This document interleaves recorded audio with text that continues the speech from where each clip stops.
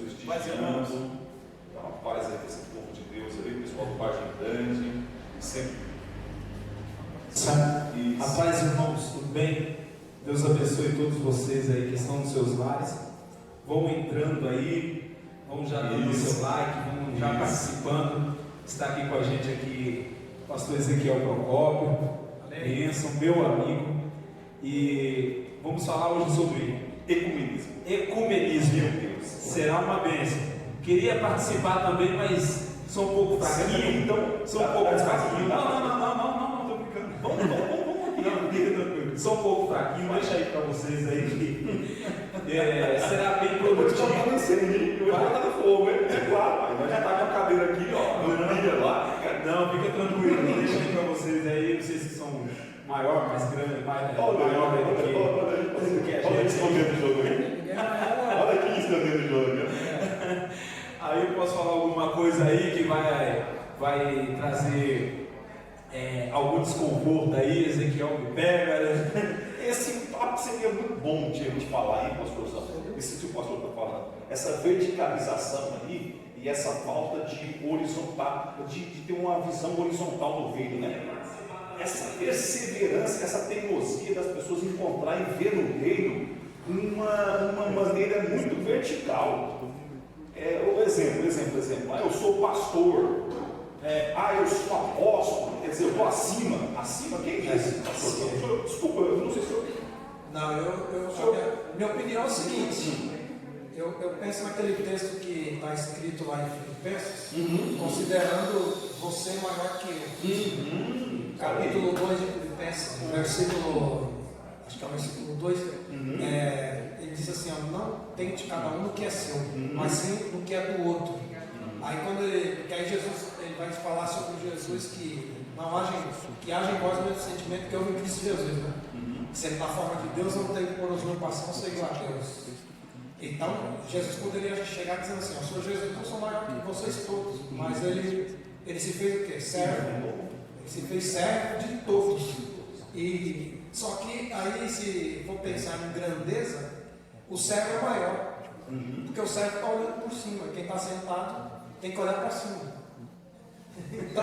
Então você é maior. Eu sou maior, né? Eu estou sentado olhando para você. Eu vou levar isso daí em consideração aí. Deus abençoe vocês.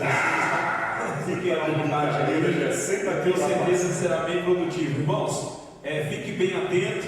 E essa noite eu tenho certeza que Deus vai falar muito aí com vocês aí, através da vida dos pastores aí, tá bom? Deus abençoe. Obrigado, direção. Obrigado. Vamos junto, viu? Amém. Pastor, deu vontade, não deu? Do que? Interessante esse tema, né? Do que acabamos de falar agora? É um assunto forte. Não é muito forte? Muito forte. Porque é muito amplo isso. Pensamos ela que tentar encontrar ainda hoje visões que ainda corroboram com o que nós estamos tratando, pastor. Com certeza, eles fortalecem uma coisa que não era para acontecer. Se for pensar, apóstolo, Paulo fala que nós apóstolos, Deus nos pôs por último. Então, quando um apóstolo é o último, então o título apóstolo não deveria ser nem de presidente de igreja. Deveria ser o título de como sendo uma pessoa comum igual os demais. Concordo. Só que o grande problema é que ser apóstolo hoje é status. Porque o bispo, você lembra de um assunto uma vez sobre o bispo? Lembro. O bispo, ele é maior de todos, porque ele é chefe. Então, é um assunto muito forte. O episcopói é o bispo, é o homem que olha de cima para baixo. Essa é a visão do Novo Testamento. Quando se fala de... Para perceber, pastor, desculpa estender esse assunto, mas nós já vamos começar. Eu estou esperando o pessoal entrar ao vivo aí e já compartilhando. Maravilha, compartilhando aí, dando o seu like e falando um pouquinho sobre isso que acabou o pastor Gerson trazendo. Talvez, de fato, eu acho que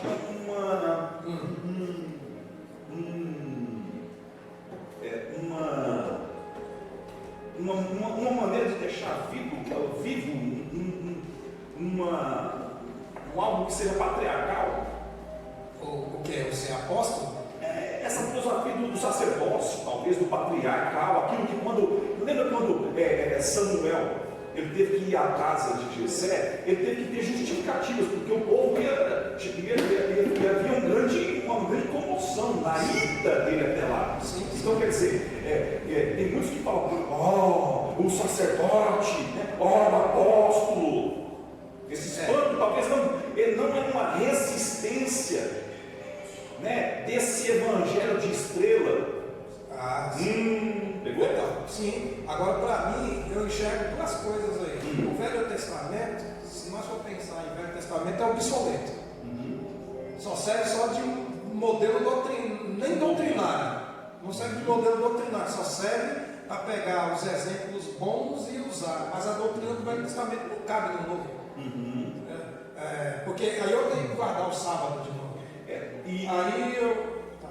Aí eu tenho que ter um sumo sacerdote, não dá mais. E eu acho que quando Jesus definiu o que o senhor está falando, quando Jesus ele mesmo deixa isso claro, dizendo que quando você apenas olhar, já foi além, e antes tinha que ser pego em flagrante, com testemunha. Então, é mais ou menos isso, né? É a mudança completa, né, da nova aliança. Porque se você pensar naquela mulher, que ela foi apanhada em ato de adultério, por que eles queriam só bater na mulher e não cadê o homem? Tinha que ter o homem junto, porque a lei manda que tinha que apedrejar os dois. Só que aí tem um problema do machismo, que impera até hoje. Bom, sempre enraizado, né? Ontem eu estive levando uma passageira no carro, aí ela falou para mim que ela trabalha no IBOP, Instituto IBOP, de pesquisa. Eu perguntei para ela, o machismo ainda é forte? Ela falou assim, a gordofobia é muito forte e o machismo é muito forte, porque é uma coisa que é criado dentro de casa. Menino, homem não chora, homem macho tem que ser ignorante. Aí o cara leva aquilo ali para dentro do casamento, ele leva para dentro da família. Aí aqueles caras lá que queriam apedrejar a mulher apanhada em ato de adultério, eles eram machistas. Aí Jesus perguntou, quem não tem pecado, tira a primeira pedra. Aí Jesus já pegou no ponto fraco deles, né? Porque lá em Levíticos fala que tinha que apedrejar o homem e a mulher. E aí tem esse problema aí. E vem se perpetuando, né? Aí voltando lá no assunto de apóstolo, eu tenho uma dificuldade muito grande quando fala que eu sou apóstolo, mas tenho tribo. Porque nós somos ocidentais, nós não somos orientais. No Brasil não tem tribo. Se eu fosse em Israel, também já caía por terra isso aí, porque Jesus só tinha uma tribo, que era a tribo de Judá, e não por questão das 12. Então aí já tem um monte de problema nisso aí, não é? Então, se for pensar na questão das 12, vamos pensar que só tinha duas, porque era Judá e Benjamim, e as outras 10 tribos ficou aonde? Ficou com o Reino Norte. E o Reino Norte vai findar. Ele finda, porque tem que manter Judá e Benjamim. Aí para mim isso é muito problemático, mas se você vai falar com quem é apóstolo, ele fica doido, porque ele vai dizer, mas eu creio nas escrituras desse jeito, mas não tem uma exegese. No meu modo de entender, mas também cada um sabe o que quiser. Claro, porque respeitamos, né, todos, né, com as suas diferenças, estamos aqui apenas para contribuir mais e mais. Eu quero convidar você que está aí, que Deus em Cristo abençoe a sua vida, abençoe seu ministério, a sua casa. Vamos abrir esta live de bate-papo com comunhão e graça. Eu quero convidar você a não perder a oportunidade de entrar aí, dar o seu like, de mandar a sua pergunta. Hoje o tema é ecumenismo. Já iniciamos aqui pegando fogo, nem vou falar muito aqui do tema que falamos um pouco, porque vamos deixar para o próximo, pastor. Eu gostei. Muito bom, hein? Eu acho que é importante a gente tocar nesse assunto futuramente, talvez, né? É claro que é difícil para o senhor é um homem muito, graças a Deus, viu, pastor? O senhor é um homem muito bem visto, bem requerido e de bastante bondade, viu? É bondade. Obrigado. Eu acho que assim, ter o senhor nesta região como referência não é exclusivamente da minha opinião. Eu confesso isso. E sempre quando tenho a oportunidade de compartilhar com muitos parceiros, né, do reino aqui, é o que nós temos procurado sempre falar, bem dos nossos amigos. Eu tenho ouvido falar do seu nome muito bem. Amém. E eu fico feliz. Tudo a gente faz para a glória de Deus. Mas mesmo, eu entendo também o outro lado, que mesmo fazendo para a glória de Deus, eu tenho que procurar ter meu comportamento. Porque eu faço para a glória de Deus, mas se eu não tiver comportamento, eu posso também fazer para a glória de Deus, mas o comportamento não vai aprovar nada. Porque para a glória de Deus o diabo também tenta fazer, os mentirosos também tentam fazer. Claro, todos nós mentimos, não tem jeito. Mas a fazer para a glória de Deus não é tão fácil, né? Porque e o comportamento vem antes. Quem é aquele cara ali? Aquele lá é um bandido. Quem é aquele lá? Não, aquele lá é um adúltero. O comportamento fala primeiro do que a sua parte espiritual. Concordo. Então é um negócio muito sério. E aproveitando aqui, lembrando, você que está aí, fique ligado conosco, não perca a oportunidade de compartilhar. Quem é que está aí vindo? Vai falando para mim aí, por favor. Vem me dando aí. O pastor está aqui com. Tem 17 pessoas. Já 17 pessoas conosco. Cássio. Pastor Cássio, um beijo no seu coração. Marina dos Santos. Marina dos Santos. Gracinete Alves. Gracinete Alves. Patrícia. Patrícia.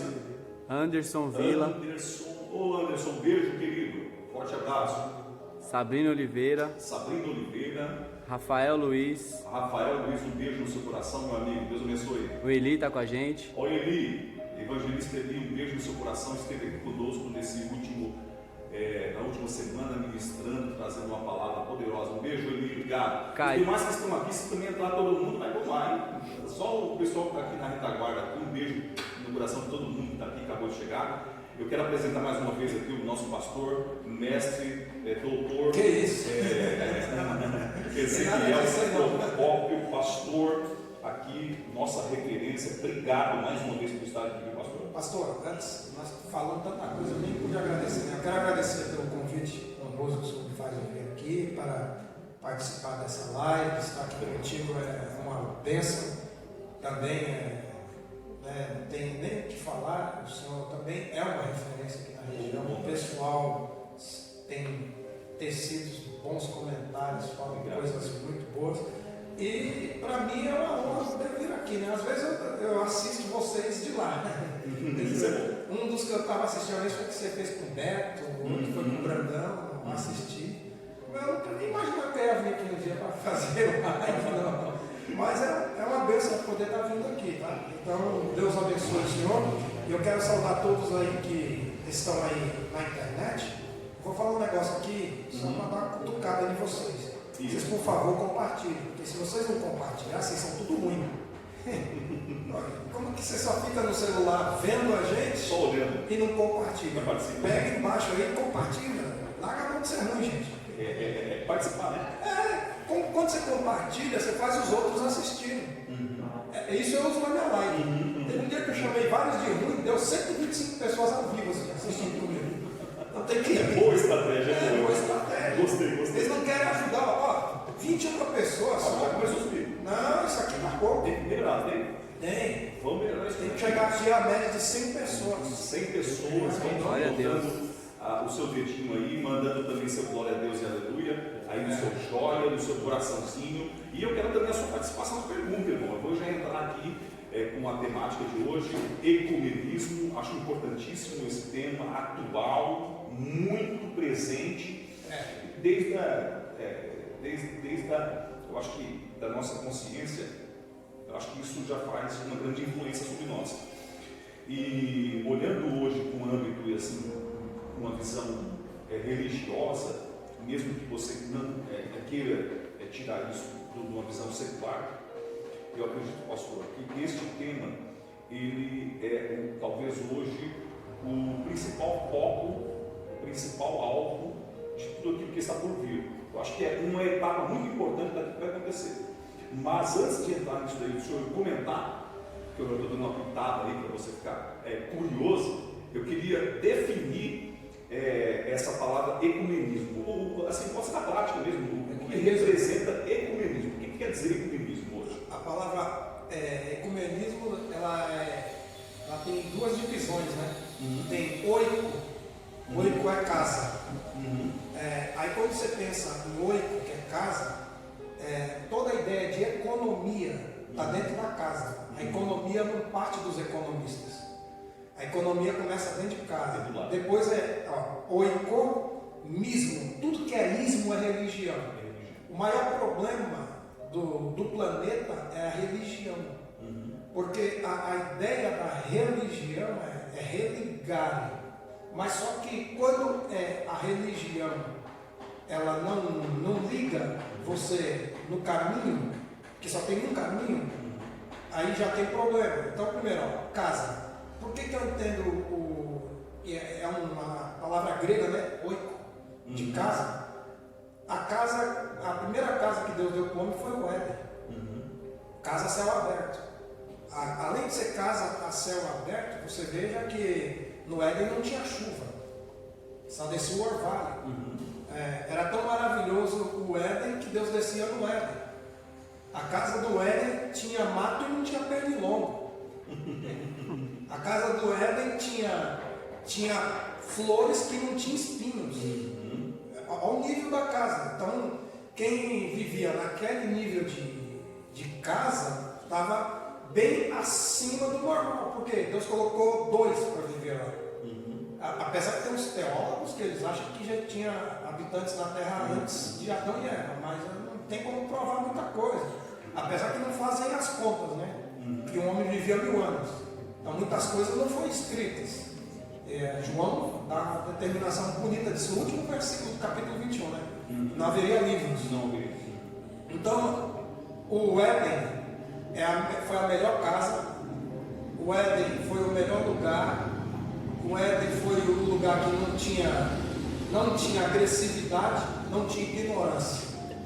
A partir da conversa da Eva com a serpente, que no capítulo 3, verso 1 diz que era entre as alimarias, era mais astuta que todas as alimarias que tinha no campo.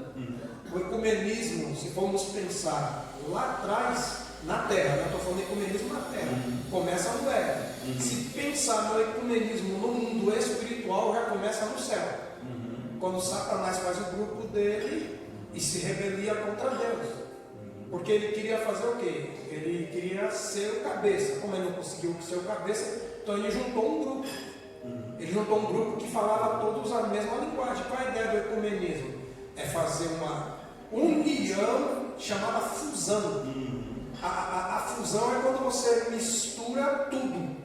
Porque existe um assunto bíblico que chama-se sincretismo religioso. O sincretismo religioso é quando você mistura o santo com o profano. Aí você mistura o santo com o profano, aí é um ecumenismo. Porque aonde o santo pisa, o profano não consegue. Mas se o santo for pisar no profano, ele consegue. Olha que inversão.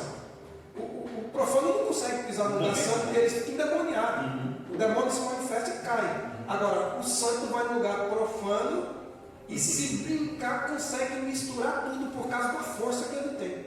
O poder está exatamente acima. Não se mistura, né? Não se mistura. Não era para se misturar, mas muitos vão.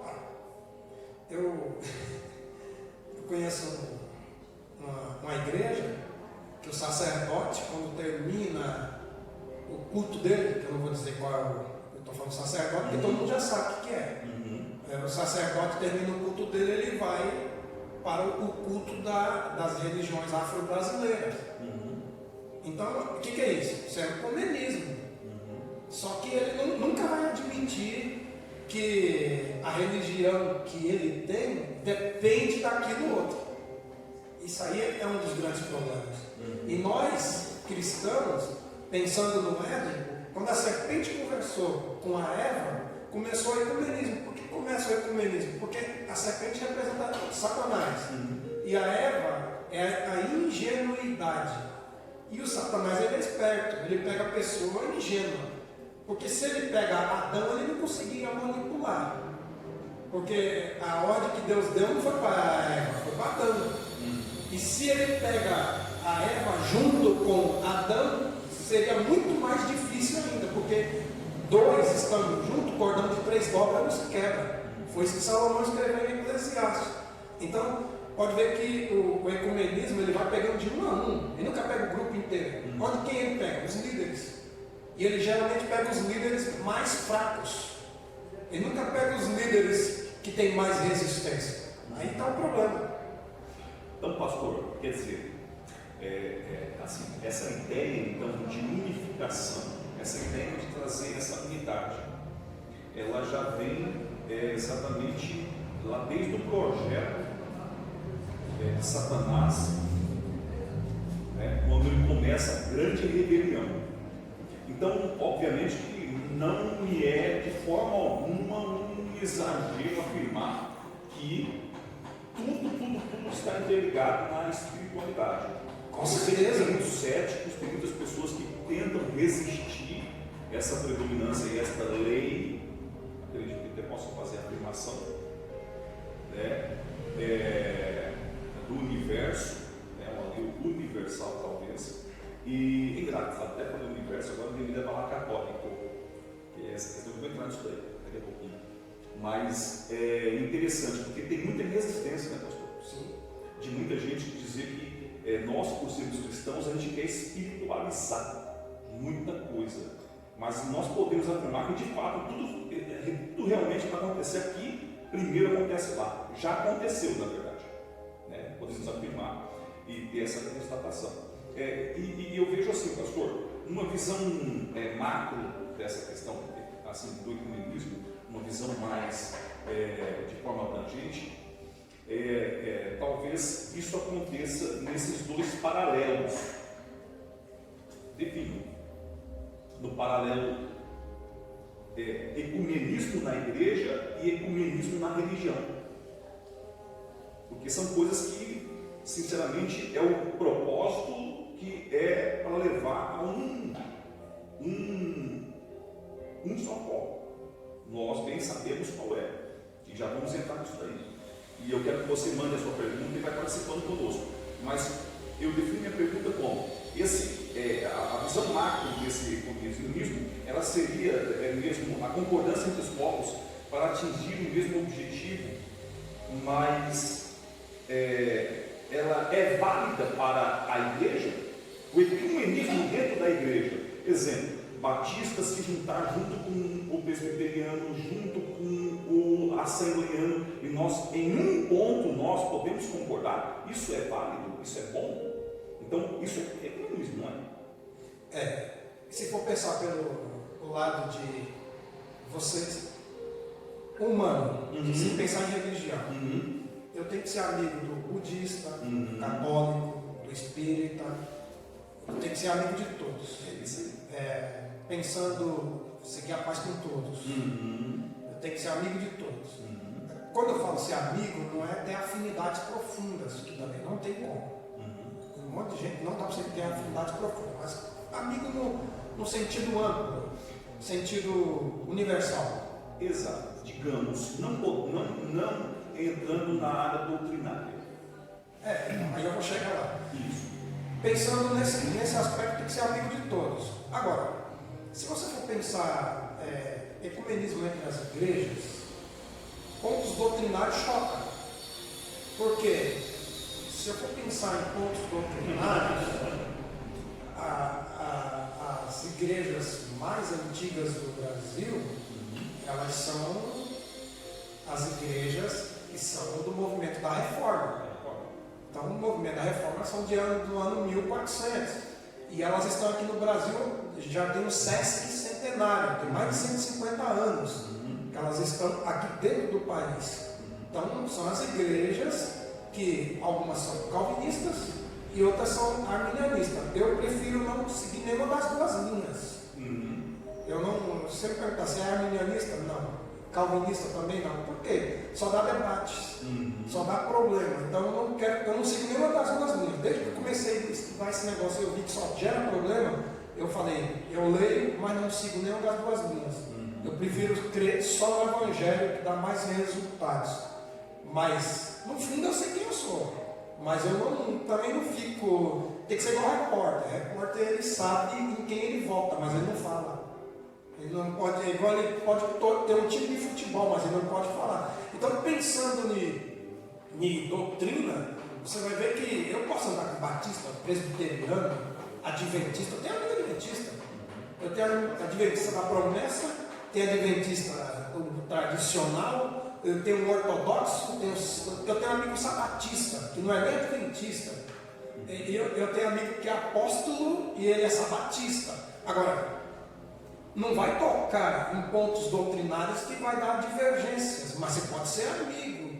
Se estiver falando só do Evangelho, está resolvido. Mas agora, por que eu vou falar sobre questão arminianista? Não dá problema, porque aí o nosso ecumenismo vai ter brigas constantes. Então, vai ser tipo assim: os discípulos de Jesus e os fariseus e os saduceus, que eles iam só para perturbar Jesus, mas não seguiam Jesus.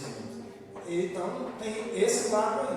Agora, se a gente for pensar também no lado espiritual, aí mexe muito forte, porque o ecumenismo não tem como luz se juntar com trevas. Luz, ela espanta qualquer sombra. Onde tem luz, a sombra não faz sucesso. Mas onde tem trevas, você anda no escuro. Então tem muita gente que prefere a escuridão, não prefere a luz. Então tem esse lado aí. Então eu penso que nós podemos ser amigos de tudo, mas doutrinariamente você vai ter divergência. Vou entrar exatamente aí, pastor. E também assim, lembrando que o porquê é a minha pergunta, pastor, porque eu vejo que ecumenismo ele é e pode ser uma porta fantástica, boa, positiva. Exemplo. Assim, o ecumenismo positivo. Esse entre igrejas que nós estamos falando. Sim. É o que nós estamos vendo acontecer. Presbiterianos, batistas, assembleianos, todos se unindo para um só propósito. A arrecadação de itens da cesta básica, assistencialismo social. É o que nós estamos vendo hoje, desse movimento aí que está acontecendo da quarentena, da pandemia. Que eu penso também é o seguinte, que não era nem para precisar do ecumenismo para fazer isso. Exatamente. Mas na verdade, talvez a definição seria uma forma de ecumenismo. É, a forma de ecumenismo, porque se for pensarmos como ecumenismo isso aí, ainda nós vamos deixar a desejar, né? Porque na verdade o Evangelho manda nós praticar isso aí. E a gente devemos praticar, o problema é que nós praticamos. Na maioria das vezes, como nós fizemos, ele é pouco. Porque Jesus falou o quê? Só fez porque o Senhor mandou e você não passa do quê? De servo inútil. E aí pesa, né? Mas pensando pelo lado positivo, eu concordo contigo, que é legal juntar um batista, um presbiteriano, um metodista, um assembleiano, adventista e fazer cesta, até na Universal, Mundial, Internacional da Graça, fazer cestas e enviar para os carentes. Porque o humanismo desse lado concorda. Sim, eu ia entrar nisso aí também. Obrigado pela deixa. Não, é exatamente isso, porque nós, às vezes, irmãos, desculpe aí, talvez, a entrar nesse tópico, mas às vezes a gente demonia, ou demoniza, traz muita. Como que é?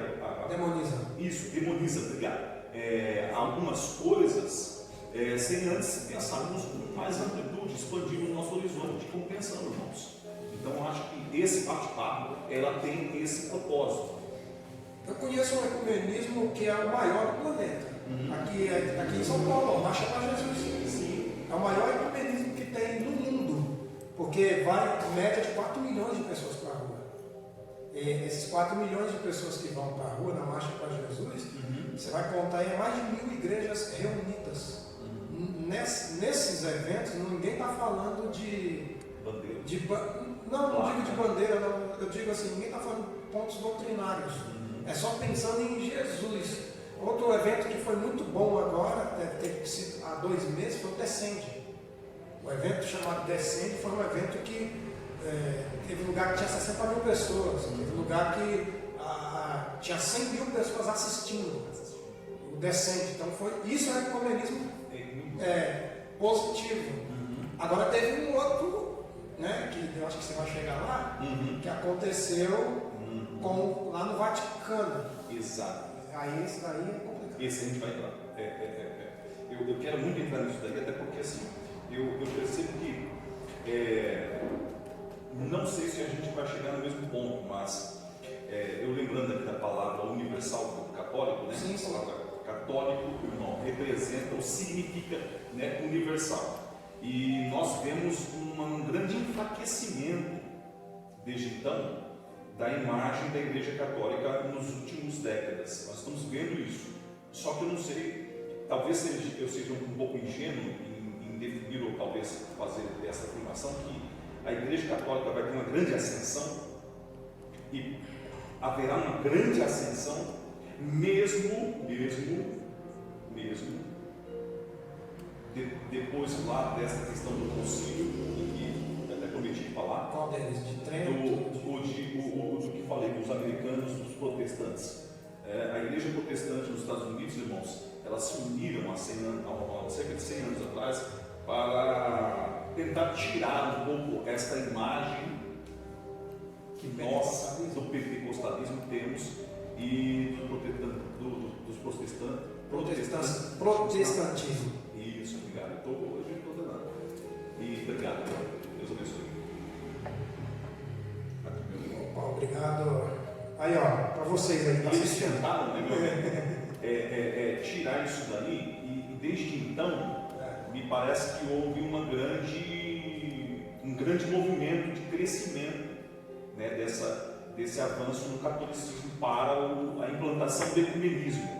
Digamos que foi uma baixa da guarda do protestantismo para um avanço do catolicismo.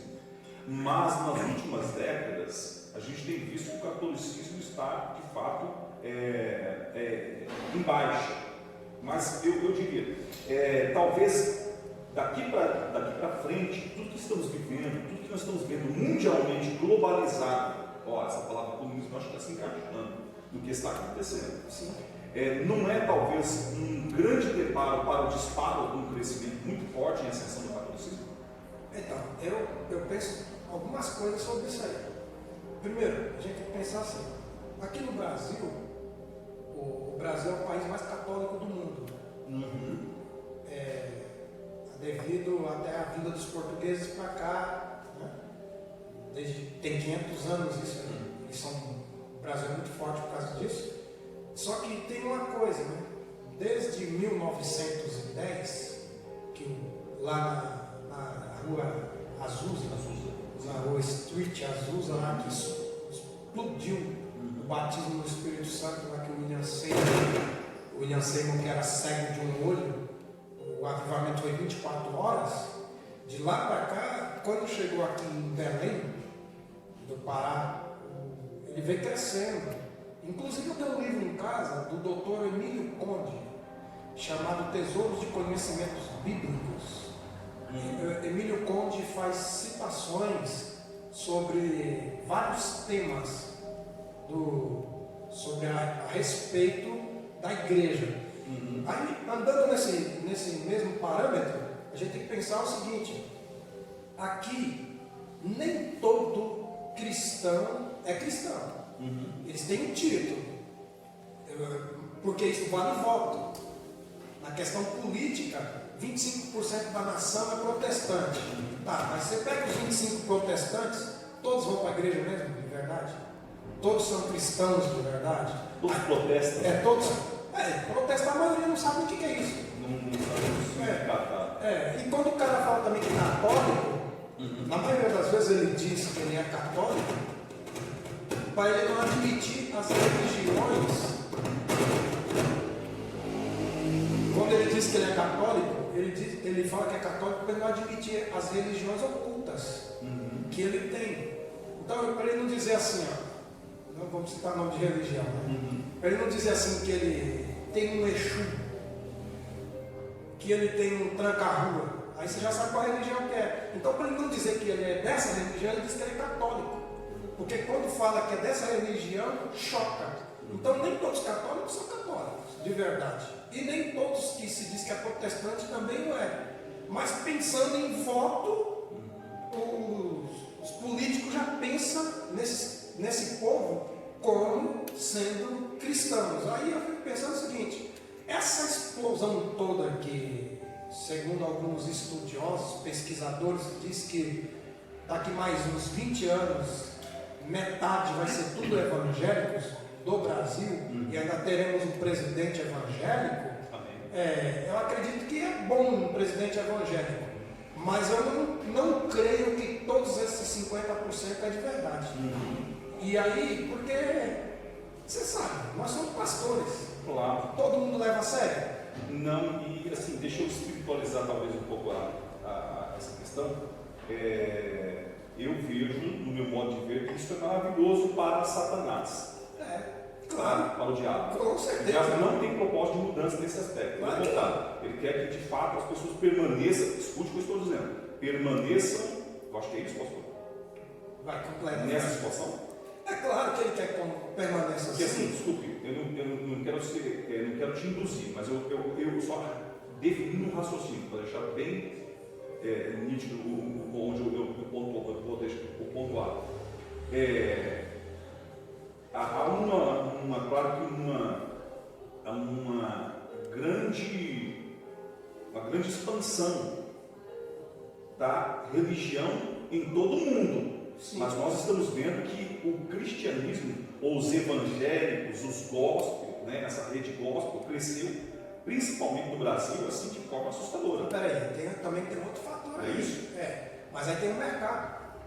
Isso, então. Por causa do mercado, aí chegou aí. Eu vou entrar aí. Então, quer dizer, Satanás, ele não está se incomodando com isso. Eu não vejo que Satanás se incomoda, desculpe. Eu acho que muita gente acredita ou tem visto que está se incomodando. Mas eu acho que o foco não está aí, meus irmãos. Será que de fato, pastor, Satanás está preocupado? Não, isso para Satanás é bom. Quer ver? Para Satanás é legal quando você não leva nada a sério. Mas ele leva. Satanás leva tudo a sério. Olha aí, pegou. Satanás faz tudo sério. Agora ele quer que você não faça nada certo, que você seja desorganizado, porque ele é organizado. Ele tem um grupo, principados, potestades, príncipe da maldade e hóstia. Isso era 4 representações de um exército romano. Quando Paulo cita isso aí, ele está mostrando que um pretório romano tinha 4 modelos de liderança. Exatamente. E dentro desses 4 modelos de liderança, o principado é um monarca, é um presidente do país, é um cabeça, a potestade é um governador, príncipes, prefeitos e as hostes são todos os tipos de sistema militar. Então Satanás trabalha bem organizado. E aí Paulo falou assim, o diabo trabalha desse jeito aí. Agora, quando eu sou um cristão, que eu digo que ser cristão e eu não sou organizado no meu cristianismo, Satanás dá joia para mim. Porque eu vejo o seguinte, pastorzão, só para complementar o que o senhor está falando, só para dar mais força. Eu vejo muito bandeira de gospel cristão e nas redes de televisão, nas redes sociais, você vê muita gente rebolando e diz, eu sou evangélico.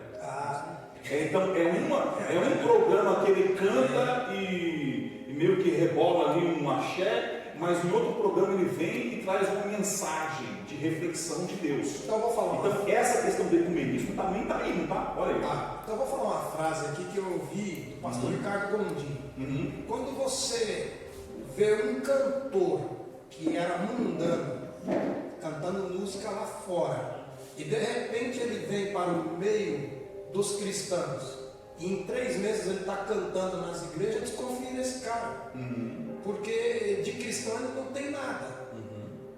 E falando de música, eu mexo com música desde 6 anos de idade. A maioria dos caras que se diz cristãos e são movimento gospel, não é todos, mas a grande parte deles, eles querem grana. A ver comercial. Eles querem dinheiro, eles não querem Jesus. Porque Jesus é sério. E como Jesus é sério, Jesus não aceita que eu sou cristão e quando tem carnaval, eu estou no carnaval, curtindo o carnaval. Jesus não aceita que eu sou cristão e eu deixo o meu culto para ir assistir um jogo de futebol. Eu deixo o meu culto para assistir um programa interessante de TV. Tudo isso aí também é a mistura do sagrado com o profano. E aí o ecumenismo, ele diz o que? Isso não tem nada a ver. O importante é você amar a Deus. Você não precisa ir na igreja. Talvez talvez não, acredito que seja relativizar aquilo que nunca pode ser relativo. Com Porque certeza. a Bíblia é sim ou não. Ela é posicionamento, né? Como aquilo que o senhor falou, o senhor destacou. E este projeto de relativismo, ele está à torta direita. Eu vejo que está em grande ascensão.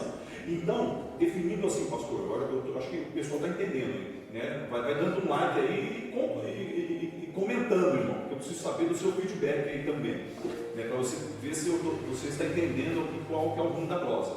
Pastor, então quer dizer que Satanás ele quer estar dentro da igreja mesmo.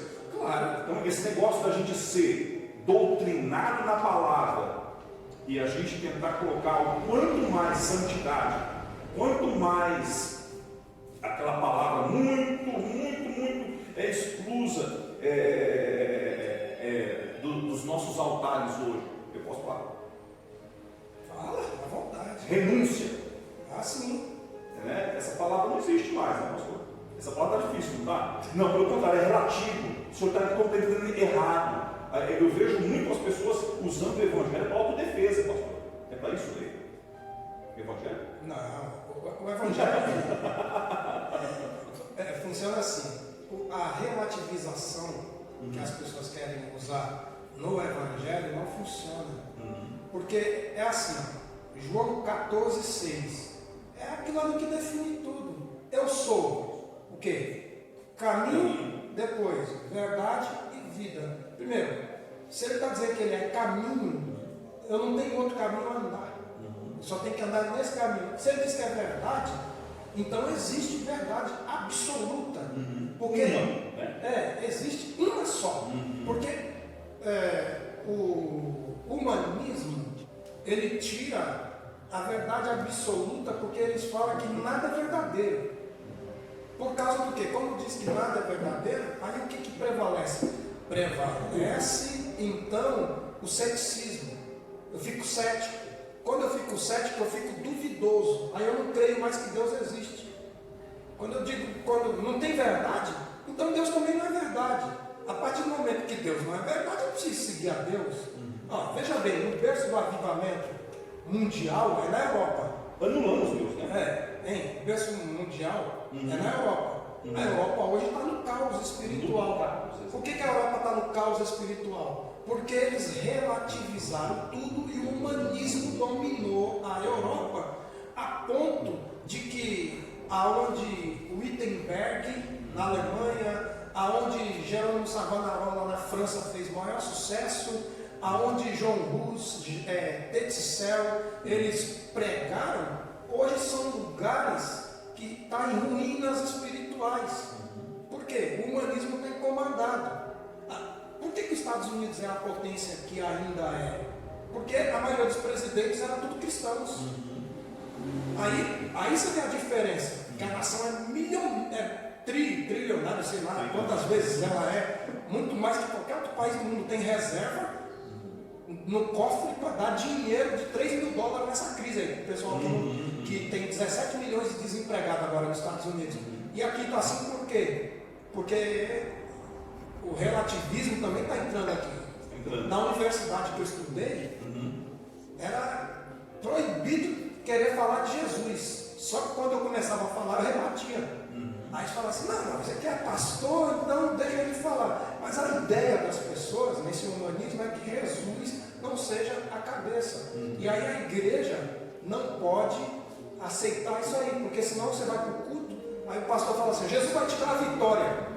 Aí você fica ouvindo e dizendo assim, isso aí é jargão, isso é chavão de pastor, Jesus vai dar vitória coisa nenhuma, eu já tenho o meu emprego, eu já sou bem assalariado. Eu estou falando do mais simples de tudo. Sim, eu estou entendendo e está ficando muito claro. Eu acho que todos nós estamos vendo que a filosofia mais adequada para a implantação daquilo que o Satanás tem tentado trazer e está trazendo, de fato, com uma doutrina, uma forma doutrinária, eu acho que a definição é humanismo.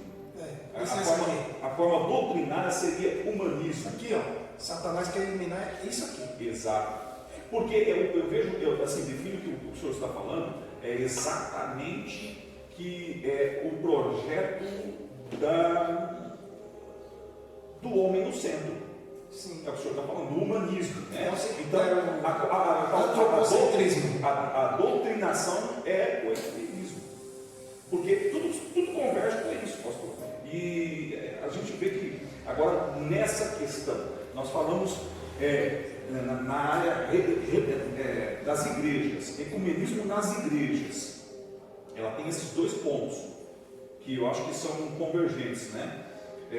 Tem essa questão que o senhor definiu que doutrinária é impossível. Não tem como. Não tem como. Doutrinária não dá. Agora, Mas a amizade sim. no âmbito da questão da caridade, eu acho que nós conseguimos, estamos fazendo isso. Um evento na praça, um show, aí dá.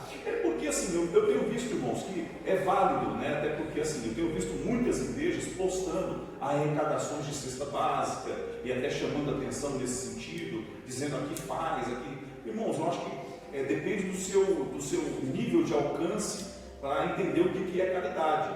Né? Eu acho que é muito importante esse trabalho que você está fazendo, eu acho fantástico, eu parabenizo todos os líderes que têm feito isso, mas é muito mais amplo, né, pastor? Porque se for pensar em Tiago 1,27, o que ele diz? Que a verdadeira religião é ajudar os órfãos e as viúvas nas suas tribulações. Isso um dia desse eu estava num lugar, a mulher falou assim, eu sou religiosa.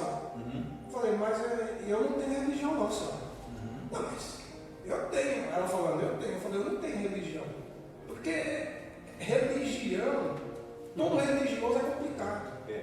Ele é confuso, em si mesmo ele é confuso. Então, as igrejas que estão investindo, que estão se unindo para ajudar as demais, é legal, isso é legal. Agora, como é que vai ter uma convergência doutrinária entre um batista e um adventista? Tem como? Não dá. Não. E eu quero, irmão, deixar isso daí para você pensar, refletir e chegar nos pontos aí fundamentais de ampliar o seu horizonte. Nós precisamos ampliar o nosso horizonte, como o pastor definiu aqui, e está bem dizendo, e além de tudo isso, pastor, de não haver, né, como a gente chegar num consenso doutrinário, agora também tem o projeto do inimigo na questão que ele está fazendo nas religiões. É essa doutrinação de tentar trazer o hinduísmo junto ao islamismo, junto ao judaísmo, junto ao catolicismo, junto ao próprio cristianismo. Eles querem doutrinar e trazer, aí implantar esse ecumenismo e o maior representante. Agora, por isso que eu disse que há talvez um projeto aí, e uma ascensão do catolicismo pela representatividade que existe no seu líder, né, no líder dos católicos, que todos bem sabem quem é, que ele tem muitos esforços nos últimos tempos, ele está se esforçando muito para que essa agenda se cumpra. Mas aí eu penso que é o seguinte, eles não vai dar certo. Por mais que tente, não dá, porque na era apostólica, que é do ano 0 ao ano 100, a igreja fundou desde o nascimento de Jesus até o último apóstolo João. Beleza, até ali você vê que as 12, que quando ele manda para as tribos lá, ainda tinha uns riquíssimos, mas eram poucos. Agora, quando você pensa do ano 100 para frente, que eles tentaram sempre unir a igreja com as outras, nunca deu certo. Nem no Concílio de Nicéia, nem no de Trento, eles não conseguiram fazer isso dar certo. Por que não deu certo? Não dá certo porque a divergência doutrinárias.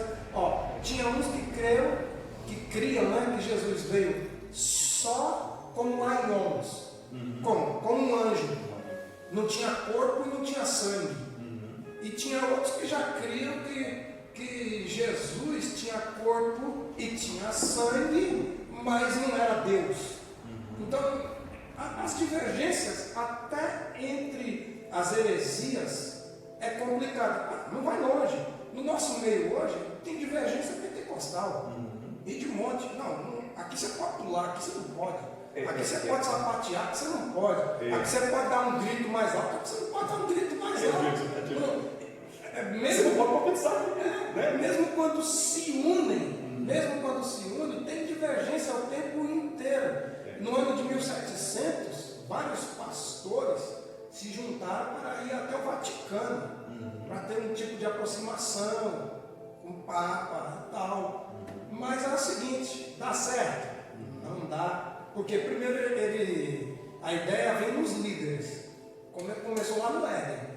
A ideia primeiro vem nos líderes. Depois que dominou o líder, domina a casca inteira. Essa é a ideia. Mas agora, se você ler a Bíblia no pé da letra, você não vai se unir num negócio desse. Não tem como.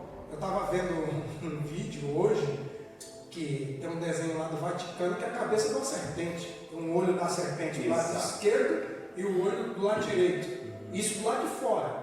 Aí quando você entra lá dentro, os dois olhos, um ali, outro ali, e a cabeça em cima é a cabeça totalmente de uma serpente, só não tem a língua.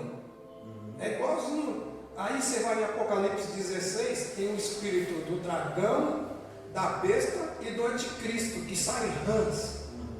Está lá.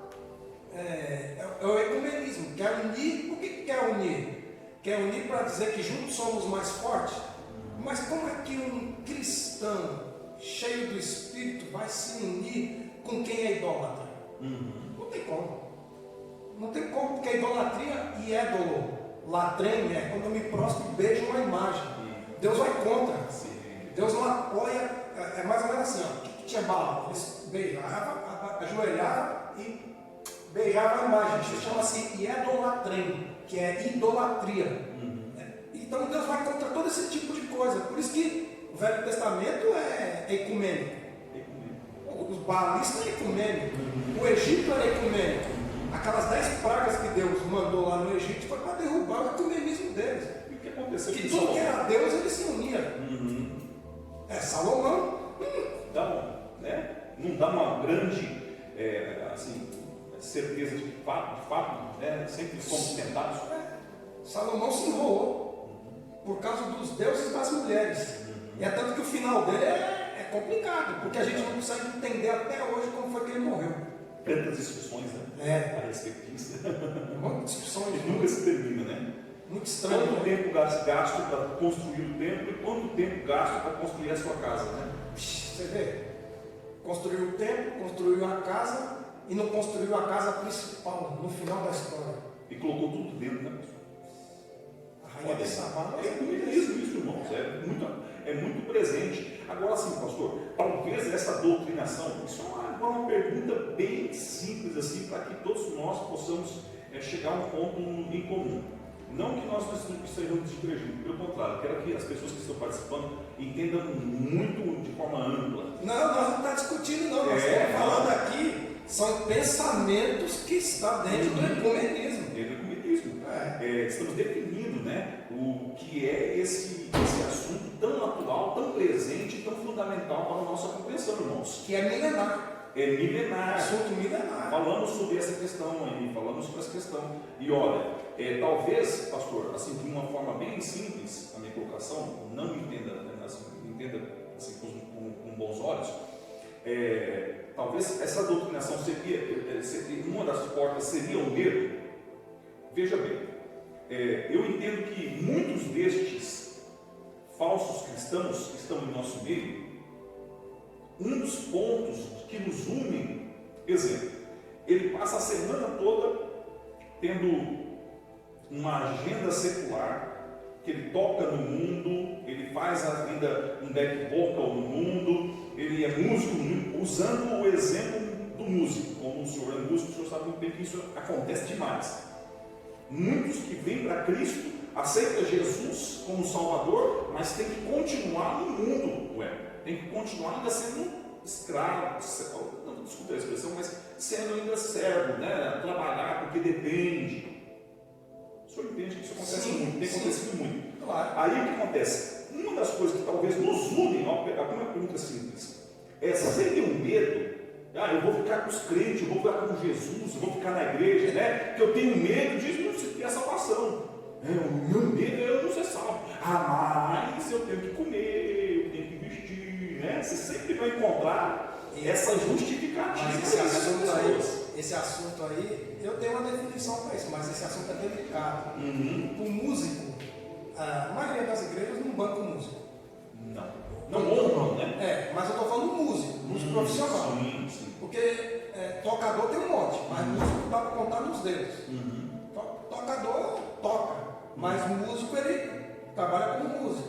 Então aí você vai ver que, eu vou te citar o nome de igrejas que banca música. Renascer banca, o Braz lá nos Adoração banca, algumas igrejas do Evangelho Quadrangular que eu conheço bancam, algumas batistas bancam.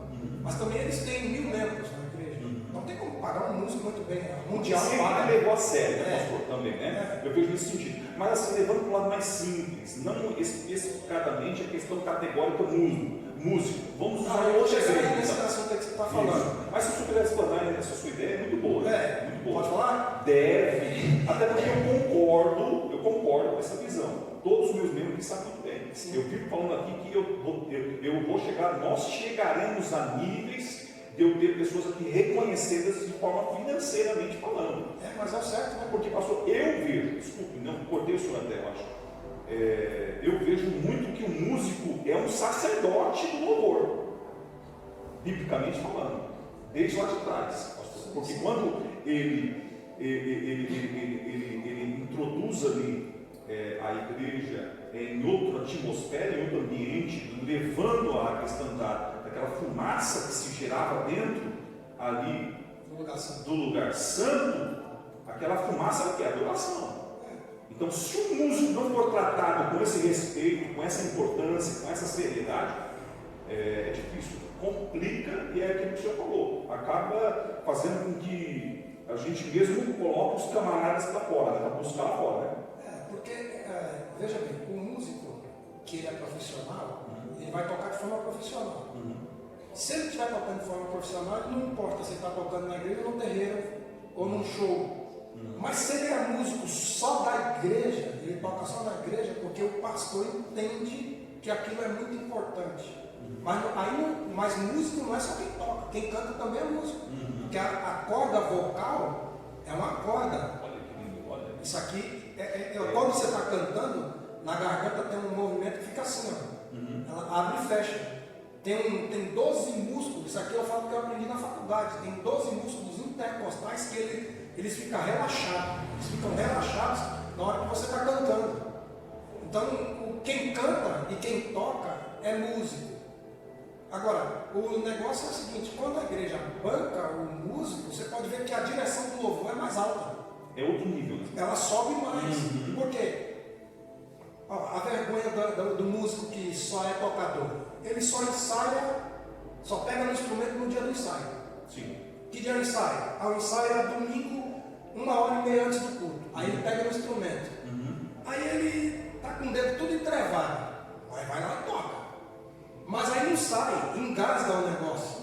Agora, quando o cara é músico profissional, ele pega todo dia. Porque ele sabe que o pastor vai exigir que o negócio saia bonito. E que os irmãos que estão lá embaixo vão olhar e falar, por que está tocando desse jeito aí? Mais ou menos. Ele não está estudando, né? Está relaxado. Corta o salário dele. Então, é bem desse jeito. Então você vai ver que quando o músico ele é profissional, ele vai para cima, ele se dedica, ele faz um negócio bem feito. Só que aí entra o ecumenismo, quando o cara toca na igreja e ele toca no mundão, entra o ecumenismo aí porque ele mistura o sagrado com o profano. Nesse lado aí é muito complicado, porque se a estrutura da igreja investir nele, vamos lá, vou te dar R$500 para você tocar aqui na igreja, numa igreja pequena.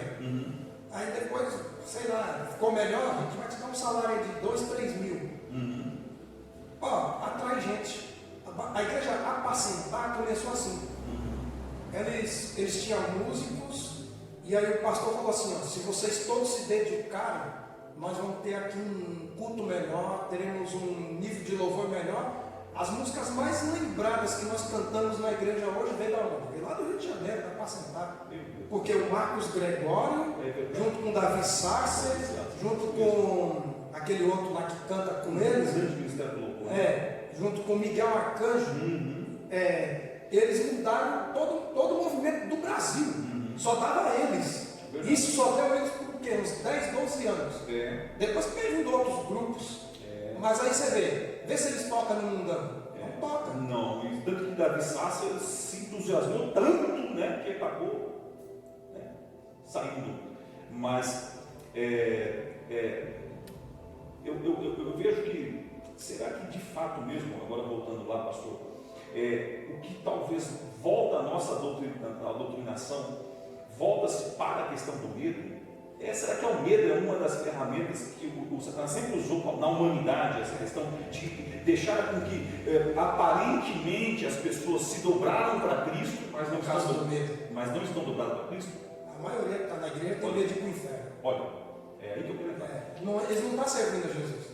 A grande parte não está. Quando você faz um interrogatório para um membro da igreja, só você e ele, você pergunta, você sabe, você vai morar no céu? Não sei. A maioria não sabe. Você conversa com ele, você tem certeza da sua salvação? Não tem. E aí, sabe o que Paulo ensina para nós? Deus não nos deu o espírito do medo, mas nos deu o espírito de poder. Deus, quem tem o espírito do medo, João diz assim, ó, que a perfeita caridade lança fora o medo, e o que teme não é perfeita caridade. Todo homem medroso, ele não ama o que faz. Então, por que então muita gente tem medo? Porque é o seguinte, eu tenho que ir para a igreja para dar o dízimo, tem que dar oferta, para Satanás não mexer nos meus negócios. Então o medo dele é esse, para Satanás não tirar o emprego dele, que ele acha que é Satanás que tira. Não tem nada a ver com Satanás, mas na cabeça dele é. Então tem muita gente que dá o dízimo por causa que tem medo do devorador. O devorador não é do Novo Testamento. Ele é dizimista por causa do medo. Por causa do medo. Então o devorador não é do Novo Testamento, não tem mais devorador no Novo Testamento. O devorador é em Joel e é em Malaquias. No Novo Testamento, o dízimo eu dou por gratidão, eu dou porque eu amo, não é obrigação, não é obrigatório, não é imposição, eu dou porque a igreja precisa, eu dou porque eu sei das necessidades que tem que dar. Aí as pessoas estão fazendo, a grande parte está fazendo com medo, só que essa consciência é difícil de chegar a esse ponto, porque muita gente fala assim, eu vou na igreja, eu dei o dízimo, uma coisa abriu uma porta, eu acho que deu uma quebrada esse mês porque eu não dei o dízimo. E quando você está desempregado? Como é que funciona? Não vou separar. Sim. A ideia não é separar, irmãos. É juntar. Mas olha só a colocação da minha pergunta. A pergunta se eu chego a hoje ter esta cristandade que nós estamos tendo, esse é o fruto. Então, eu posso deduzir que existe então uma grande geração dessas últimas décadas que foram geradas nessa doutrina do medo, porque tem muitos líderes que se aproveitam. Será que eu posso definir assim, pastor? Não, você está certíssimo. Dá uma pontinha. Não tem nem o que falar. Vamos lá. Se você não dá o dízimo, Satanás. Qual o versículo que usa? João 10. Versículo 10, o diabo veio para matar, roubar e destruir. Não está escrito lá que é o diabo. Nunca teve escrito, está escrito que é o ladrão. E o ladrão ali não é o diabo. O ladrão ali é o falso mestre. O ladrão ali é o falso pastor, o falso ensinador. Por quê? Jesus falou que o que não entra pela porta é o quê? Nos versículos anteriores. É ladrão e salteador. Olha aí. Jesus falou disso aí. No capítulo 10 de João, ele vem falando disso tudo. Ele falou assim, eu sou bom pastor dá a vida pelas suas ovelhas. Aí ele vai dizendo assim, que aquele que não entra, que o ladrão, ele não entra pela porta, ele entra pela janela. Até hoje, por onde é que o ladrão entra? Entendeu? Então os falsos mestres, ele não entra pela porta, ele arromba a janela das pessoas. A janela é no ouvido. Ele arromba com informações negativas. Olha aí. Ele arromba detonando. Então aí as pessoas dão o dízimo com medo, dá oferta Então ele não alcança a porta principal. Ele pega a outra janela. A porta principal ele não toca. A doutrina do medo. O senhor pegou aí, irmão? A doutrina do medo é a doutrina mais assustadora. Então esse ladrão aí é o mercenário. Aí Jesus vai dizer que ele é o mercenário. Então, desculpe, assim, não estou cortando, eu quero que o senhor continua. Eu só estou dizendo o seguinte, eu estou conseguindo enxergar aqui uma coisa, é que o catolicismo, essa prostituta, essa igreja falsa, a prostituta, ela vai ser a a que vai globalizar tudo, mas não é pelo ideal, pelo viés religião. Ela não vai convencer pela religião, ela vai convencer pelo medo. É sempre pelo medo. Olha aí, ó, pegou? Eu acho que, será que... Você não vai longe. Quando você encontra, já que você falou o nome catolicismo, você conversa com um católico, o que ele fala? Na religião que eu nasci, eu morro nela. Porque ele tem medo de ir para outra, porque o pai dele e a mãe dele colocou isso na cabeça dele, não pode sair. Ou seja, ele não tem o direito de ir e vir. Ele não é livre. Não é livre, ele está preso. O conceito do Éden, lá que o senhor descreveu aqui, ele nunca existiu dessas religiões, né? Não, ele não tem liberdade. E o que Paulo fala em Gálatas? Para nós ficar na liberdade que Cristo nos chamou. Nós temos liberdade, eu tenho liberdade para ir e vir. Só que o problema dessas pessoas que põem isso na cabeça das pessoas é manipuladora. E quando eu sou manipulado, eu não tenho como ir e voltar. Eu faço tudo com medo. E a maneira mais lógica das pessoas se renderem, precisa se render, né, pastor? É o medo, né? É o medo. Porque você conseguir convencer alguém na área intelectual, você vê que é quase impossível você tirar uma pessoa, né, como o senhor falou, numa área intelectual de algo que ela já está convencida. É a doutrinação, né? A doutrinação. É muito difícil. Mas quando você impõe o medo, aí as coisas mudam, né, pastor? Mas aí você tem que entender também que o medo só pega a gente fraca. Porque quem tem o senso de juízo mais apurado não cai no medo. Você pode falar para mim que tal coisa mata, se eu não tenho medo, eu passo por lá. Quer ver? Não vai longe. Eu trabalho no Uber. Aí, como eu conheço um monte de bairro aqui da região, aí ele coloca assim, ó, região perigosa. Na hora que a pessoa chama, aí eu olho assim e falo, aqui não é perigoso. Às vezes é no bairro que eu conheço, ele diz que é perigoso. Aí eu pego e vou, porque na hora que mostra assim que é perigoso, mostra quantas viagens aquela pessoa já fez, se é frequente, se não é. Então, mas se eu tiver medo, eu não vou. Sim.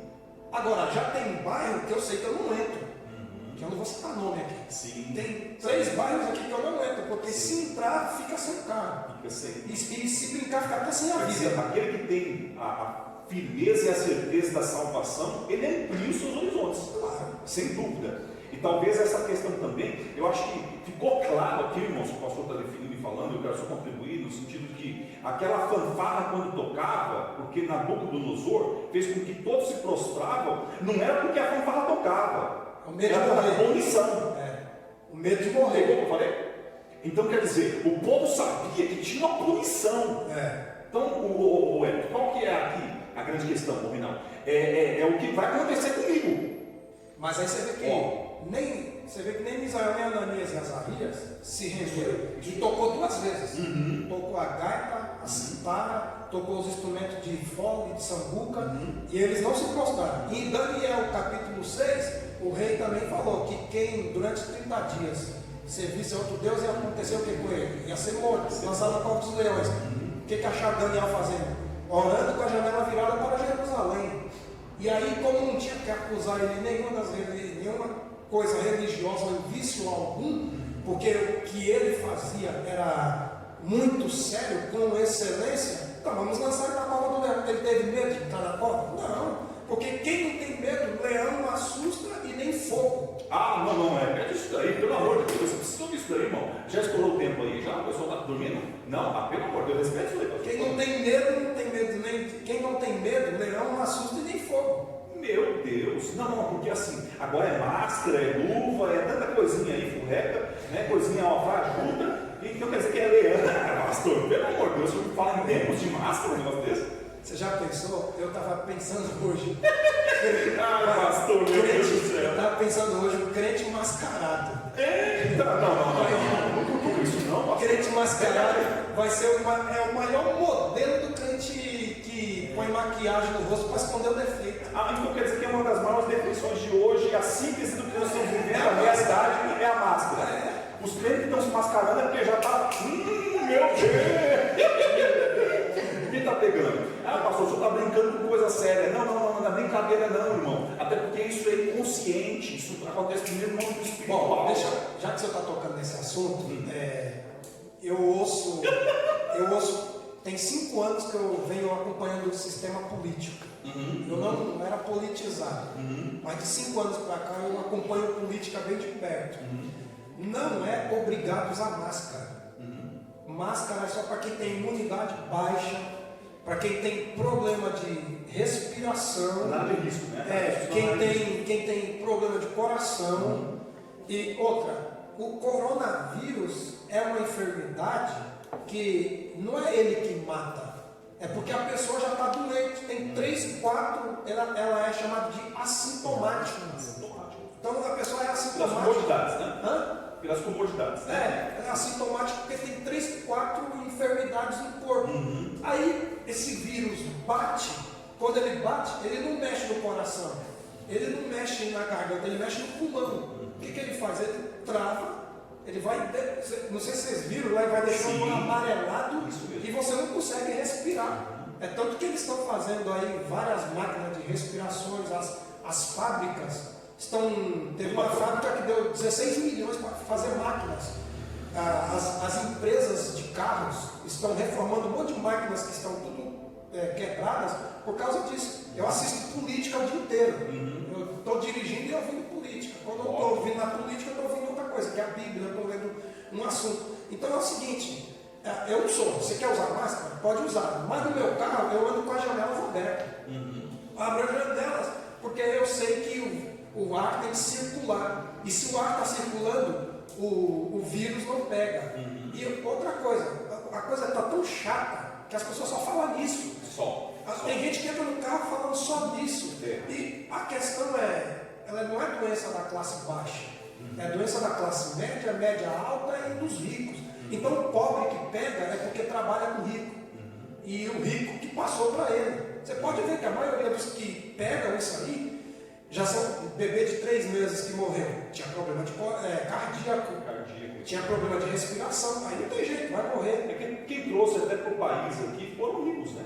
Não era para ter tido carnaval. Exatamente. Porque esse negócio proliferou depois do carnaval. Tomou conta, né? Tomou conta. Tomou conta. É claro que isso nunca será admitido, né, pelos nossos governantes, mas eu acho que a sociedade cada vez mais está sendo informada, está procurando muito mais informação. Nós bem já sabemos, temos compartilhado o tempo todo esses jornais, né, e todos vocês têm acesso a isso. Eu gostaria de perguntar aí se você tem alguma dúvida, alguma pergunta. Você tem que mandar para cá o seu comentário. Ei, Letícia, como é que tá as coisas aí? Vem para mim aí. Faz por favor, a pergunta. A Letícia vai repassar a sua pergunta aqui. Vamos tentar aqui o máximo deixar você informado nessa questão. E eu achei maravilhoso essa definição, pastor. Olha, uma categoria forte aí que está agora, os mascarados, né? Crente mascarado. Rapaz, meu Deus. Primeiro, os que sem luva que não deixam de digitar no lugar nenhum, né? Aí você fala assim, nossa, o cara era crente, mas não ficou marca nenhuma. Deixa eu ficar quieto, deixa eu ficar quieto. Eu não vou piorar, não, né? Eu posso piorar, tá vendo? Então quer dizer que é o sem digitar e sem massa, sem massa. Mas se não ficar na mão, mas fica na roupa, fica no sapato. O coronavírus ele fica num negócio assim, ó. Não tem como escapar. Eu vi, não tem de onde correr. Se você encostar, só ele encostou já. Igual a lepra. Já foi contaminado, né? Semelhante a lepra, bacilo de Hansen. Meu Deus. Por favor, Letícia, qual que é a pergunta? Não, mas você tem que vir aqui pertinho. Você tem que aparecer aqui no foco aqui. Como assim? Você vem de rosa hoje, você não vai aparecer? E você está ficando rosada, né? Eu gostei disso, né, velho? Não, o Paulo está ficando rosado. A paz do Senhor, irmãos. Pergunta do Eli. A paz, sendo algo de benfeitoria para a humanidade, onde ela seria mal interpretada no ecumenismo? A paz, onde ela seria mal interpretada? Isso. A paz mal interpretada é quando começa a dar divergência no ecumenismo de quem está contrário à ideia dos que se unem. Por quê? Os que se unem lá, todos falam uma língua só. Isso. Geralmente, o ecumenismo não começa do povo, começa dos líderes. Então, veja bem, aquele concílio que o povo foi até Roma, que o Papa pediu para abençoar ele, os pastores oraram para ele e ele abençoou os pastores. você vê que aquilo ali para eles é bom, porque é status. Agora, para quem tem uma definição bíblica só, teológica, só tem uma definição que Jesus é o caminho, gera divergência, porque não tem como ter paz. Porque Falsa paz.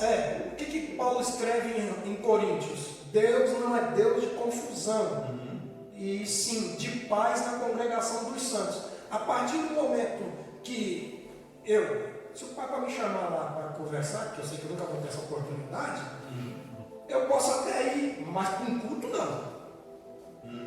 Porque é o seguinte, o culto é só para Deus. Olha aí, eu falo isso sempre, irmão. Culto é só para Deus. Quantas pessoas estão confusas em questão de culto, hein, pastor? Porque isso aí não gera paz, gera perturbação. Perturbação. O que Paulo escreve em Romanos 5:1? Sendo justificado pela fé, temos paz com Deus. Quem não tem certeza da sua fé, anda sem paz. Então, aí está uma das respostas. Mas tem muito Então, mais quer coisas. dizer, pastor, só para assim, piorar ou não, só para definir como está na cabeça das pessoas, né? Alguns podem ter problemas, mas como assim? Se eu for num culto de um outro, uma pessoa, Outro segmento. Isso, outro segmento. Se eu for cultuar lá, com certeza para mim isso não é culto, né? Claro que não. Ó, vamos lá, eu vou ser bem claro aqui. Se me chamar para ir no terreiro de Umbanda, eu vou. Só que tem uma coisa, eu não vou seguir o que eles querem, porque não pode cruzar o braço, e isso para mim já é normal, eu cruzar a perna, eu cruzar o braço. Então para mim não dá certo num lugar desse. E ele sabe que pelo meu estilo meio sanguíneo de ser, ele não vai me chamar. Porque chegar lá, os bichos não descem. Vai travar? Trava tudo, porque eu estou cruzado o braço, eu estou cruzado a perna, aí eu vou gerar o quê? Vou tirar a paz deles. Então não dá para me estar num culto desse. Ó, esses dias eu liguei a televisão de manhã, domingo, para mim ver como é que estava o movimento na Globo, 6 horas, das 6 às 7, que tem a missa. Aí eu fiquei vendo. Rapaz, eu fui vendo aquilo ali e falei, desliga esse negócio, vou passar de canal. Porque não entra na minha cabeça, eu vejo que tem um negócio que é vazio. Para mim é vazio, agora para quem gosta é um prato cheio. Aquele culto lá que tem a missa, né? Na verdade é a missa, aquela missa lá. Poxa, o que a Bíblia fala da idolatria? Se a gente seguir no pé da letra, nós ficamos até meio que ignorantes. Deuteronômio 7 manda quebrar. E Ezequiel capítulo 13 chama de raposa. E aí, e daí por demais, ó, 1 Timóteo 2,5 diz que só há um mediador entre Deus e o homem. Quem é? Jesus Cristo, o homem. Maria não serve. Então aí já tem um monte de. Isso tira a paz das pessoas, porque as pessoas vão pelo medo. A maioria ainda continua indo pelo medo. Por que vai pelo medo? Porque eles não pegam a Bíblia e lêem. E por que não é incentivado a ler a Bíblia? Porque se lê a Bíblia, descobre a verdade. Que até os livros apócrifos, eles são contra a idolatria. Então, daí por diante. É verdade. A próxima pergunta, por favor, Eli, espero que você tenha compartilhado conosco aí, acrescentado muito na sua resposta, tá? Pergunta do Anderson. Por que a maior autoridade religiosa é um Papa? A ideia do Papa tem duas palavras, ele falou só do Papa, mas existe a palavra pontífice. A palavra pontífice é porque é ponte. E a palavra Papa é pai. Então é o pai dos padres e o pai das religiões. Então ele é tido como a maior liderança por causa dessa ideia de que ele é o principal. Agora, veja bem, o Papa maior que teve na igreja foi Pedro. O maior Papa foi Pedro. E ele era casado. Por que não segue o maior Papa que foi Pedro? Porque se for pensar como pai, em questão de ser expressivo, Pedro era o Papa, então, mas veja que nem isso eles querem seguir. Então, tirando o lado de Pedro, pensando no líder que ele se intitula cabeça de tudo, que é franciscano, que tem um voto de pobreza, eu fico pensando que é o seguinte: ele não é meu pai. Meu pai chamava Custódio Procópio, já foi. E meu pai espiritual é Deus. Até porque Jesus ensinou: quando orares, ore como? Pai nosso. Esse é meu pai. O resto, eu não posso chamar de pai. Eu posso considerá-lo, mas eu não posso considerar ele como meu pai. Por isso que tem a palavra pontífice. Ele é a ponte que une e ele é o pai de todos. Falta, não dá. Não. Na minha cabeça não. Não entra. Não. E quem é a pessoa que pergunta? Fez a pergunta? O Anderson. Anderson. Beijo, Anderson. Deus abençoe a sua casa, a sua família. Mais perguntas? Acabou? Pastor Gerson. Quer fazer uma pergunta, Pastor Gerson? Tem da Kátia, né? Tem a da Kátia? Tem. Manda aí da Kátia. Pergunta da Kátia. Pergunta da Kátia. Fé e ciência, qual a diferença? É muito grande. Você quer falar ou eu falo? Não, senhor. A fé é o seguinte: fé na Bíblia é metafísica. O que é metafísico? É aquilo que meus olhos não alcançam. Então, como fé é metafísico, não tem como questionar a fé. É incontestável. Fé é sem contestar. Agora, a ciência, ela vive de testes. A fé não é testada. Eu tenho fé. O salmista escreveu: criei, por isso falei. Pronto, é fé. É porque crer é fé. Agora, a ciência, eu posso contestar ela de todas as maneiras. E todo o tempo ela está se renovando. Todo o tempo a ciência está se renovando, porque até Daniel disse, lá no capítulo 12, acho que é o versículo 4, que a ciência se multiplicaria. Então a ciência se multiplica, a fé não. A fé é uma coisa que ela é desde Adão, porque Adão precisou de fé depois do pecado. Porque enquanto não houve o pecado, não precisava de fé. Então, após o pecado, ele teve que ter fé.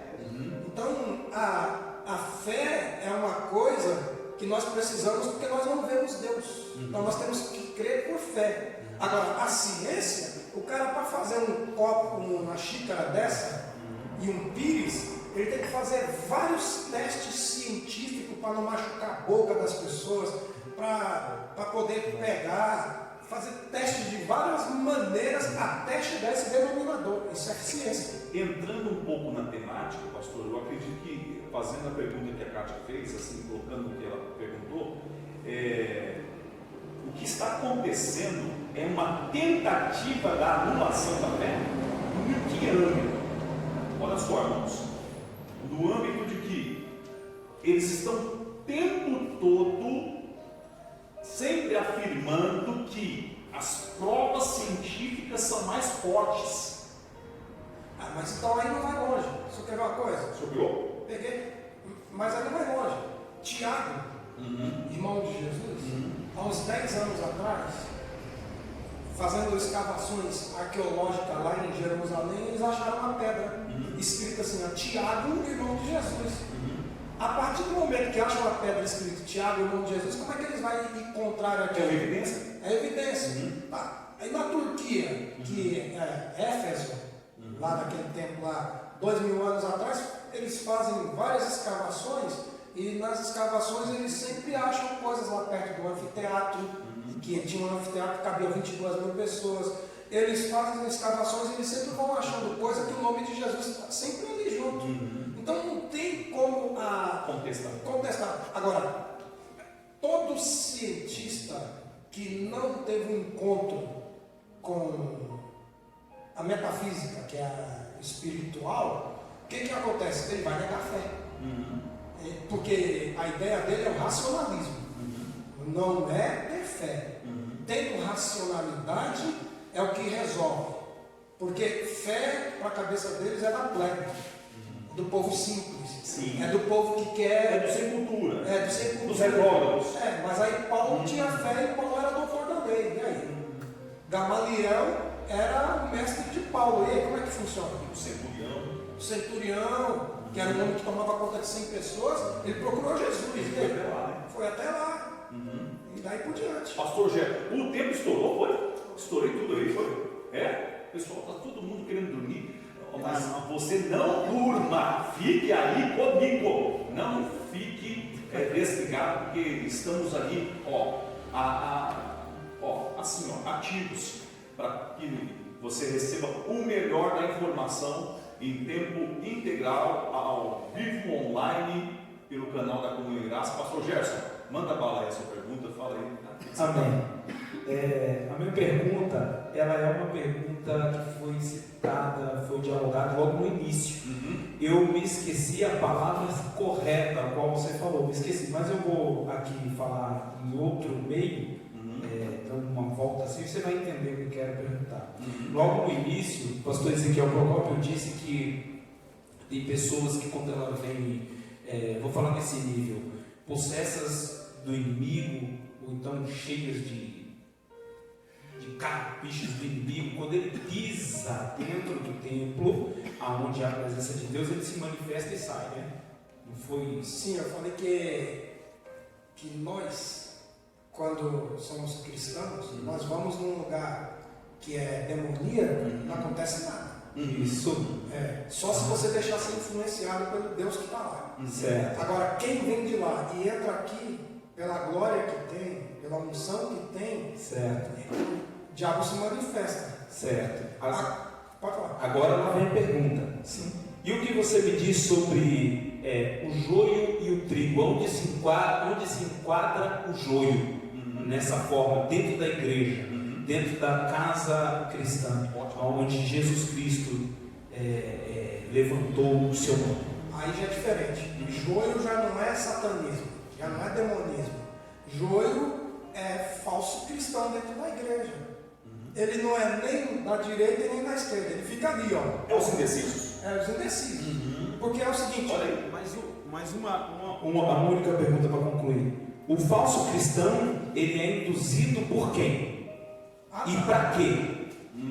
Não, mas aí a questão do falso cristão é doutrinária. O problema do falso cristão, porque se você olhar para os fariseus, eles eram endemoniados? Não. Então, o falso cristão é igual os fariseus, eles não são endemoniados. O problema é que é o seguinte, tudo que Jesus pregava lá pro grupo, os fariseus entravam em crise, porque quando Jesus estava pregando, Jesus vinha trazendo com a lei da caridade, e o deles era com a lei doutrinária. Eles seguiam o quê? Os profetas, o Pentateuco e lia Eclesiastes nos sábados, e os livros de Esther. Mas aí eles não eram os caras endemoniados, porque tem gente também que não fica endemoniado. Tem gente que ele só não é endemoniado, ele anda assim, ó, tipo, vamos dizer assim, um aéreo. Não tem digital. Não tem digital. Não tem identidade. Então tem um monte de gente que é assim. Mas atrapalha muita gente também, porque eles são influenciados por alguém. Mas eles já têm. Mas eles têm que estar no nosso meio. Se você pegar a história do joio e você dar uma lida depois, você vai ver que se você comer o joio dá náuseas. Você comer joio dá náuseas. Só que o joio ele é parecido com o trigo. Só que o joio eu não posso tirar o joio. Por quê? Só os cefeiros que podem tirar. Eu fui num campo de trigo. Quando eu vou no Paraná, meu tio mora lá, você sabe. Minha terra, mas Meu tio mora na cidade de Barra do Jacaré. sou de Maringá. Maringá, isso é mais para baixo. Exatamente. Eu conheço Maringá, conheço Maringá, conheço Ibiporã, conheço Bandeirantes, Santo Antônio da Platina, conheço Cianorte, Cruzeiro do Oeste, Tapejara do Oeste, tudo ali. Agora, você vai ver que o joio é o falso cristão dentro da igreja. Ele só fica ali só para fazer a crítica. Tudo que você prega, ele vai juntar uma panelinha para ir contrário. E ele não anda endemoniado. Você nunca vai conseguir expulsar um demônio do joio. Você pode ver. Vê se Jesus tentou alguma vez expulsar o demônio dos fariseus. Nunca, é verdade. Por quê? O problema dos fariseus não era demônio, era doutrinário. Tanto dos fariseus quanto dos saduceus. Aí que dá. Olha, que forte, hein? O joio usa do artifício da mentira? Com certeza. E quem é o Ele pai já da é mentira? demônio. Eu acho que ele já é demônio. Sim, o pai da mentira é o diabo, mas só que quando eu estou falando a questão é doutrinária, é assim, ó, tudo que você fala de Deus, ele concorda, mas ele não concorda do seu jeito. O joio é assim. Agora, o pai da mentira é o diabo. Aí tem esse assunto da mentira, se for falar aqui, nós já vai perder muita coisa. Porque, pense bem, o que Paulo fala da mentira? Em Romanos capítulo 3, acho que é o verso 4, ele diz: seja todo homem mentiroso, Deus verdadeiro. Então, na questão da mentira, tanto o crente que leva a Deus a sério mente também, e o cara que é doutrinariamente enrolado, ele mente muito mais. Porque às vezes você conta um fato de um jeito que não foi. Você floreia um caso, naquele floreado já tem a mentira. É mentira. Mas não é a mentira que te leva para o inferno. Agora o joio não. O joio é um cara que não se decide. Agora, no dia que o evangelho converte ele, ele muda. Ele se transforma na própria mentira em si. Aí tem, isso nós estamos falando de joio. Agora Sim. tem outros assuntos também. Porque cada assunto na Bíblia tem seu lugar. O joio é tem o fermento dos fariseus que Jesus falou. Cuidado com o fermento dos fariseus. É outro ponto doutrinário, é os caras que vai aumentando, que um pouco de fermento leva a toda a massa. Né? Aí o que Paulo fala? Cristo, nossa Páscoa, foi sacrificado por nós. É um monte de assunto. Exatamente. É muito amplo. Muito É amplo. óbvio porque assim, a nossa tendência, né, Gerson, não é esgotar o assunto. Não tem. E esse assunto aí é puxado. Dá mais pitadas aí para a gente sempre estar tendo oportunidades. Letícia, mais alguma coisa? Alguma pergunta aí de alguém? Irmãos, eu estou sinceramente muito satisfeito com esse bate-papo, pastor. Estou feliz demais da conta. Estou feliz demais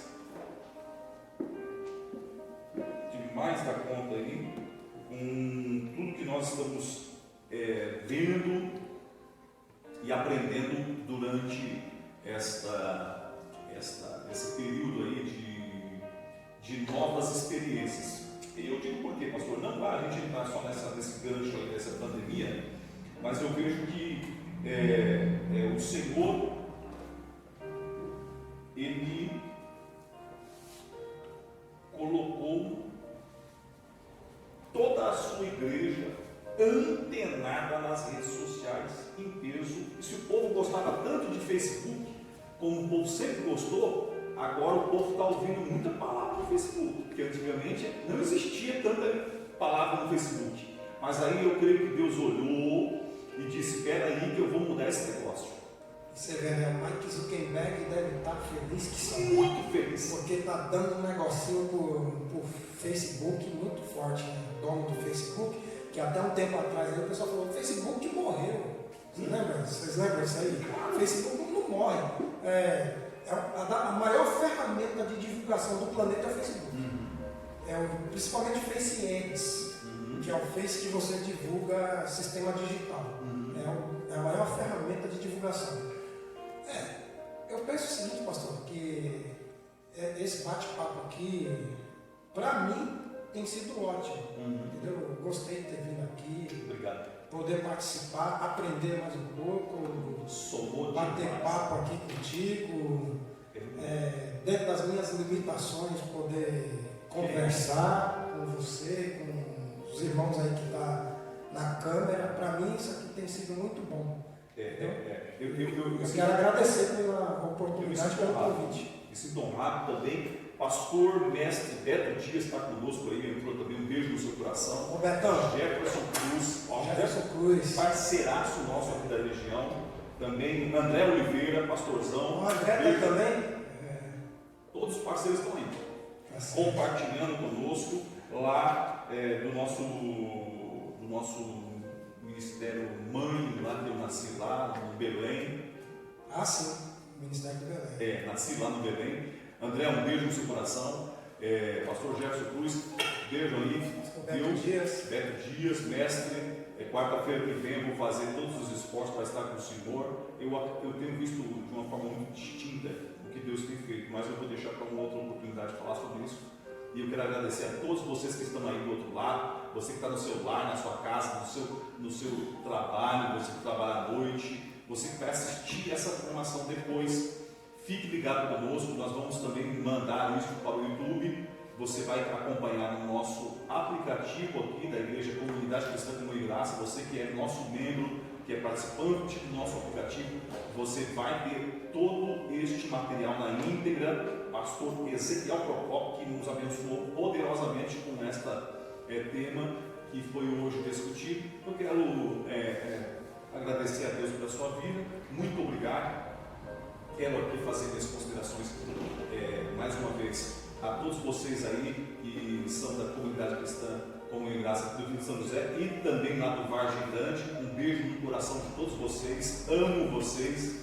Eu quero que você fique ligado e também nos grupos aí, né, aqui internos da comunidade cristã. Nós temos muitas novidades que estão por vir. Nós estamos aprendendo, né, pastor? Estamos aprendendo juntos, né? Esse negócio da pandemia está mudando o conceito, principalmente do mundo, né? Porque, se você vê, muitos casais não ficavam juntos. Muitos filhos não conheciam o pai de perto, só conheciam o pai que chegava no final de semana em casa. E agora tem que conviver junto, tem que... Quem nunca trabalhou home office, vai ter que trabalhar. Quem nunca trabalhou home office, tem que trabalhar home office. Né? Quem nunca desenvolveu nada no computador, tem que aprender a desenvolver tudo na máquina. E tudo indica que esse negócio aí vai ficar complicado para nós até o mês de agosto. Então, culto tá difícil, dá uma angústia, né? A gente que é pastor não pode fazer culto. E não pode se reunir, tem que ficar com 1 metro de distância, é muito complicado isso aí. Mas também é um outro lado de aprender a desenvolver novas ferramentas. Né? Exatamente. Novas ferramentas é o que nós estamos somando, crescendo e desenvolvendo em todos os âmbitos, aproveitando que sempre aqueles que estão em Cristo Jesus, tudo contribui. Né, pastor? Então, nós temos aprendido com tudo isso, eu quero que você fique conosco sempre. Um forte abraço a todos, que Deus em Cristo os abençoe. Eu quero terminar aqui finalizando com uma oração para abençoar a vida do pastor, abençoar a sua casa, a sua família e todos vocês que estão conosco. Curva a sua cabeça, deixa eu orar. Pai, é com grande alegria que eu quero te glorificar e te agradecer por este momento. Eu quero, Senhor, que esta palavra, ela alcance, Senhor, aquele que está em dúvida, aquele que está perturbado, aquele que está, Senhor, perdido, aquele que, Senhor, procura, ó Deus, na imensidão de tantas informações e na escuridão que há neste mundo, este foco de luz, este direcionamento que veio por esta palavra nesta noite, por este tema que nos enriqueceu, nos edificou. Eu quero, Senhor, pedir as bênçãos dos céus para a vida do meu parceiro amigo, pastor Ezequiel Procópio, para a sua casa. Eu quero abençoar em nome de Jesus o seu ministério, a sua família, a sua casa, o seu celeiro, o seu rosto. Abençoe as obras da mão, Senhor, do teu céu. Que aonde quer que ele vá, ele possa propagar ainda mais, sempre este Evangelho do Reino, este Evangelho da Graça. E assim, Deus, eu quero agradecer por toda a equipe que está aqui, todos que vão ser alcançados, Pai. Abençoe isso em nome de Jesus. Amém? Amém. Pastor, obrigado. Deus abençoe. Tamo junto. Tem que fazer. Pode